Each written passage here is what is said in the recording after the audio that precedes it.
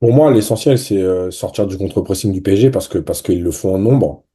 Et je pense que si tu passes ce premier rideau-là, ouais, tu peux très vite mettre le PSG en difficulté. Et je pense notamment, par exemple, à la recherche de Thuram dos au jeu.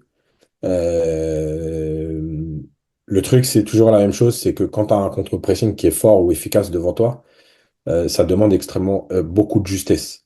Et, euh, et c'est aussi là-dessus que le PSG compte. Ça veut dire que quand tu mets la pression à un joueur, ouais, ils ont peut-être l'idée de se dire, si on trouve vite un joueur plus haut, on va pouvoir s'en sortir et aller jouer la transition. Sauf que le problème, c'est que plus tu joues vite, plus tu es pressé et moins tu as de précision. Donc, il va falloir être très juste techniquement à ce moment-là. Et je pense réellement que si tu l'es, bah, évidemment que il y a des points faibles là-dessus, puisque j'en parlais tout à l'heure, mais la similitude avec l'Inter, c'est que tu as des joueurs de couloir qui sont très hauts, et même encore plus hauts que ceux de l'Inter, puisqu'ils sont parfois même à l'intérieur du jeu comme des attaquants.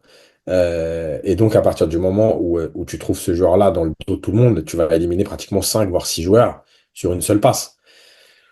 Donc, c'est pour moi la faiblesse du PSG si tu passes ce premier contre-pressing.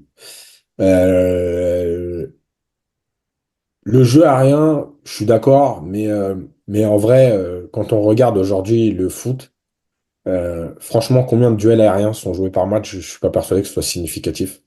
Je parle de vrais duels aériens, je parle pas des coups de pied arrêtés, hein. Je parle des longs ballons comme ça. Il y a très peu d'équipes. Ça joue très vite vers l'avant, mais il y a quand même très peu d'équipes qui utilisent ce genre de choses globalement et notamment à ce niveau-là. On le voit de moins en moins.